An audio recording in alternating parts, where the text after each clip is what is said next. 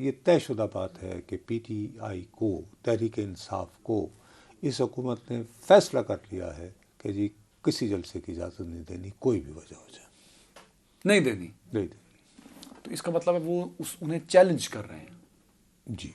अब ये आपका अंदाजा है? मैं अंदाज़ा नहीं, मैं ये कह रहा हूँ कि अब ये लड़ाई जो है इसके कोई प्रिंसिपल नहीं रहे, कोई रूल्स नहीं रहे, यह है ना खेडांगे ना खेडन दिया। हुकूमत इतनी तकड़ी हो गई है, बस जब अपना ये कि कुछ गिरफ्तारियां हो जाएं बड़े बड़े लोगों की तो फिर थापड़ा सा लगता है, हौसला बढ़ जाता है। गुज़श्ता दिनों होने वाली गिरफ्तारियों ने मजबूत किया इस हुकूमत को, आप ये कहना चाह रहे हैं? कम अज़ कम हुकूमत के एतबार में इजाफा हुआ है। लेकिन करने देना जलसा, क्या मसला है? दे दें परमिशन, सवाबी में भी तो किया ना जलसा। भाई मेरे, मैं अर्ज ये करना चाह रहा हूँ कि हुकूमत इस वक्त मेरी दानिश में, मैं बग़ैर किसी मालूमात के मुल्क की सियासत का अदना शाहिद और बहुत पुराना तालिब इल्म होते हुए ये दावा कर रहा हूँ कि ये तय कर लिया है कि ए तहरीक इंसाफ, अगर तुम वाकई अवाम में मकबूल तरीन जमात हो तो आ जाओ, कर लो जलसा। Dare, we dare you to come, hold the whole public meeting. करेगी PTI तो कर रहे ना। जो सोमवार बरोज सोमवार हुआ था, वो जो लोग आए थे तो वो कहते हैं कि आ जाओ उनकी तरह कर लो, फिर तो कर लेंगे PTI। हाँ, तो इसका मतलब है अनरेस्ट की जानिब लेके जाएगी सिचुएशन को ये हुकूमत। भाई साहब, उनका तो सीधा साधा है कि वो ये कहते हैं कि अगर आप में जोर देखना है, कितना जोर, वो पता नहीं कुव्वत है जोर बाजू में। हाँ ठीक है ना, ये वो है। और सीधा साधा इनकी अप्रोच है कि शरीकां दी कंध ढहनी चाहिए। मेरे जो रकीब है, मेरा जो मुकाबिल में है, मेरा जो राइवल है, मेरा जो हरीफ है, उसकी दीवार गिरनी चाहिए, चाहे मैं खुद उसके नीचे आ जाऊं। ये अप्रोच है इस गवर्नमेंट की। और इसमें ना अब आइन है ना कानून है, ये सीधी सादी इधर और अंग्रेजी में जो कहते हैं ये वो जंग है, तू या मैं, जिसको पंजाबी में तख्त या तख्ता कहते हैं, ये वो जंग है। इससे तो नुकसान भी तो हो सकता है ना हुकूमत वक्त का। हो सकता है, लेकिन इसी मुल्क में जमात इस्लामी भी आई। इसी मुल्क में कल असद चौधरी ने आपने बताया था कि इसी मुल्क, यही मुल्क रही है ना सर, एक और ट्रेन मार्च भी लेके आ रहे हैं। इसी मुल्क में फैजाबाद से मुंसलिक एक मशहूर जमात फैजाबाद फिर पहुंची। वो ये कहते हैं कि अगर आप में उन जैसी अपना ताकत है तो आइए बिस्मिल्लाह कीजिए।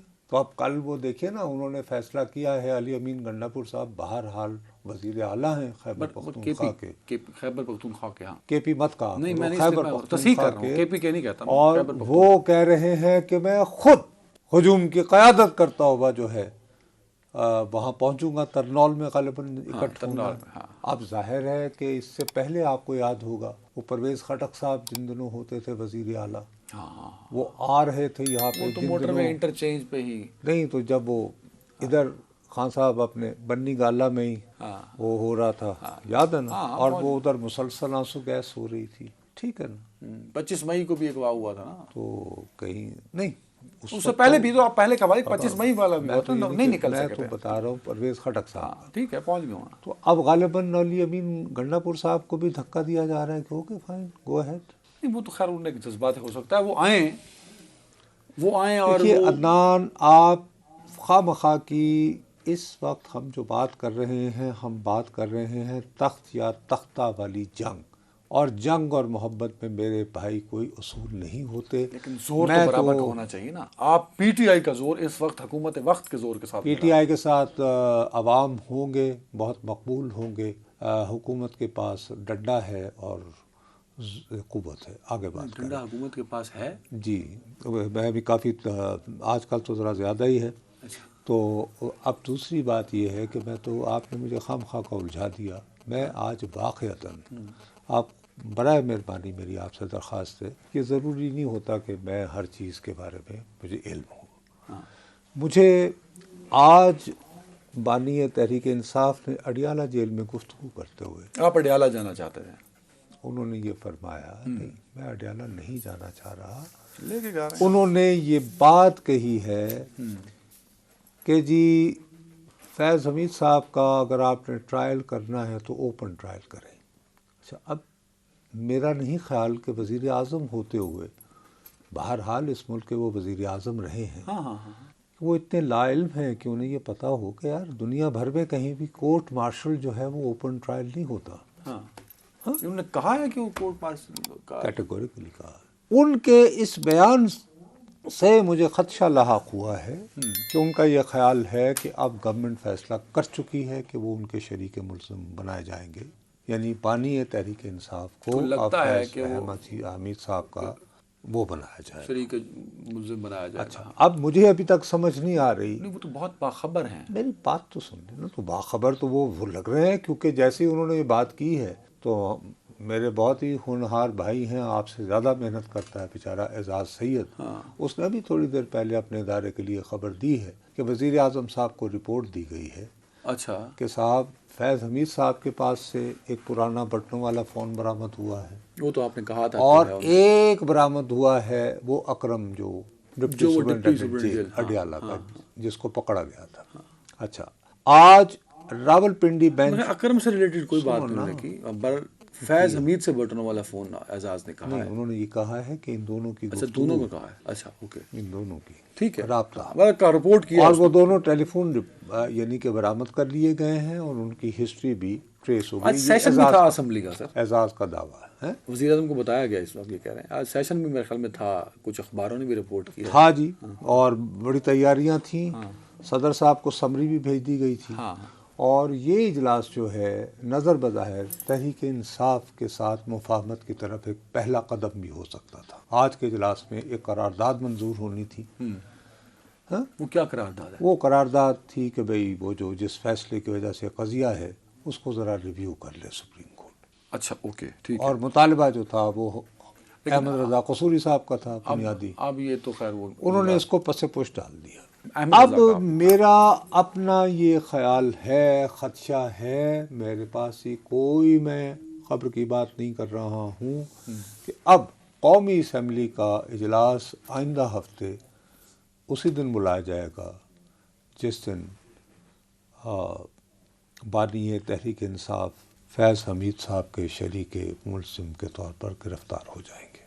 इमरान खान साहब वो गिरफ्तार हैं यार अडियाला जेल में। भाई साहब अभी तक वो जो गिरफ्तार हैं वो और मामला है, वो तो 9 मई। अब मैंने लफ्ज़ इस्तेमाल किया है फैज़ हमीद के शरीक मुल्ज़िम, मिलिट्री कोर्ट वाले, फौजी हिरासत। वो तो पहले ही देखें, वो एक लतीफ़े में है ना कि वो कहती थी कि कल कारदा एक फ़र्द कम हो जाएगा। बड़ी सियाणी सी, नहीं, बड़ी अल्लाह वाली थी, उसको पता था। तो ये आज जो मेरा ख्याल है, जो उनका बयान है, मेरा अपना ख्याल है कि इजलास होगा तो उस इजलास में वज़ीर आज़म खड़े होकर पॉलिसी बयान देंगे कि क्यों उन्हें ये गिरफ्तारी, मतलब पार्लिमान एतमाद में लिया जाए, इन अदर वर्ड्स। मुझे शुबा है, मुझे शुबा है। और ये 1 हफ्ते का टाइम आप बता रहे हैं, लेकिन मुझे अभी तक ये समझ नहीं आ रही, जो कल भी मैंने कहा था, हाँ, कि भाई एक तरफ तो सूरत हाल ये है कि आज ही रावलपिंडी बेंच जो है उसके वो जो ऑनरेबल जस्टिस मोहम्मद रज़ा कुरैशी साहब हैं, इनके आगे फरियाद कर रखी है अकरम डिप्टी सुपरिटेंडेंट पुलिस की बेगम साहिबा ने कि जी मेरे मियाँ को जो है नामालूम अफराद ले गए और अभी तक पता नहीं चल रहा। अब उन्होंने अपनी बरहमी का इजहार किया है और जज साहब ने सीपीओ को एक कहा है कि ज़ाती तौर पर पेश हो। उसके बाद उन्होंने वज़ारत दिफा के ज़ेर कंट्रोल तमाम खुफिया एजेंसियों के अफसरान से भी बयान हलफी तलब कर लिए हैं कि हमारे पास नहीं है या है। ठीक। अब सवाल उठता है कि अगर एक डिप्टी सुपरिटेंडेंट जेल, वो रिलेटिवली एक छोटा अफसर है ना, एक बहुत बड़ी, अगर तुम रियासती कारखाना देखो, ठीक है, उसको लाहौर हाई कोर्ट जो है वो उसकी अदम दस्तयाबी, उसकी गिरफ्तारी, उसका गायब हो जाना बर्दाश्त नहीं कर रही है। रावलपिंडी बेंच, तो ठीक है, बानी तहरीक के इंसाफ के कदकात के बंदे का फौजी हिरासत में जाना, जिसका वो खदशे का इजहार कर रहे हैं, वो कैसे हजम करेगी, ये सवाल उठता है। नहीं, फौजी हिरासत डिक्लेयर होगी ना, यहाँ डिक्लेयर का मसला है। अच्छा, तो डिक्लेयर नहीं, वहाँ तो डिक्लेयर, आप क्योंकि वो हिरासत में है, अगर फौजी हिरासत में ले जाएंगे, जैसे फैज़ हमीद को डिक्लेयर करके लिया गया ना कि वो उनको मिलिट्री कस्टडी में ले लिया गया है। अब बल्कि मेरा इशू ये है कि ये जो उन्होंने मुतालबा किया है कि कोर्ट मार्शल जो है वो ओपन ट्रायल होना चाहिए, तो कोर्ट मार्शल तो ओपन ट्रायल नहीं होता। वही तो मैं कह रहा हूँ ना, बानी तहरीक को पता होना चाहिए ना, तो उनको पता है। तो अब जब वो ओपन ट्रायल की बात कर रहे हैं तो वो मैं यही तो तुम्हें कह रहा हूँ ना कि उन्हें बतौर साबिक वजीर आजम यार ये नॉलेज है, वो कोई नहीं, उन्हें नॉलेज नहीं है। अगर होता तो वो ये ना कहते ना कि कोर्ट मार्शल की जो भाई उन्हें ये है कि मुझे शरीक मुल्ज़िम बना के, इसलिए वो कहते हैं कि ओपन ट्रायल हो। वो तो नहीं हो सकता ना। आप कैसे आर्मी एक्ट की वायलेशन करेंगे?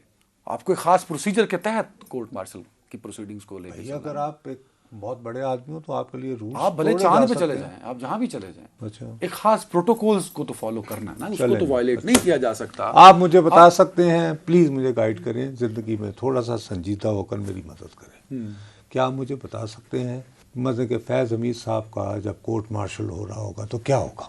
देखिए, एक तो उस बुक को फॉलो, आप संजीदगी से बात करनी है, उस बुक को फॉलो करना, वकील ना बनना। हाँ, सिर्फ मुझे यानी कि प्रोसेस बताओ। 1952 के तहत आता है सारा, जी, चलें आगे आगे, जल्दी से जल्दी, तेज तेज। उसमें मखसूस लोग होते हैं जो उस कोर्ट मार्शल की वो जो कमरा होता है, कमरा अदालत उसको कह लें या प्रेस, क्योंकि एक लेफ्टिनेंट जनरल का रैंक का अफसर उसको चेयर कर रहा होता है, 2 उसके मेंबर होते हैं, एक जैक ब्रांच का नुमाइंदा होता है, बस।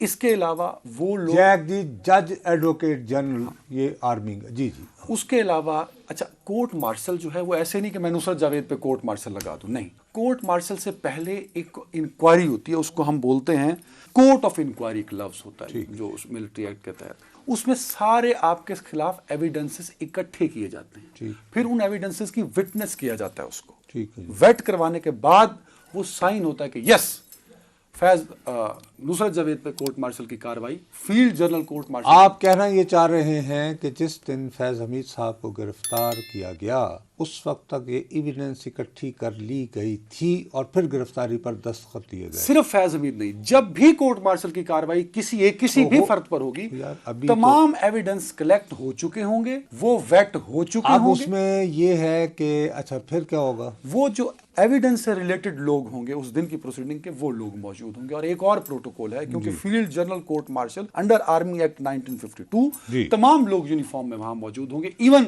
जनरल फैज हमीद उस वक्त जनरल रिटायर्ड फैज हमीद नहीं होंगे, उस वक्त उन्होंने जर्नल की वर्दी पहनी होगी, वो इन सर्विस हो गए, वो रिटेन हो गए इन सर्विस। अरे now he during court martial proceeding, सही यार, फिर तो ओपन ट्रायल हो, it will make good optics. नहीं, अच्छा मैं वैसे ही will be lieutenant general Faiz Hameed, फिर पूरी प्रोसीडिंग वो यूनिफॉर्म में सुनेंगे।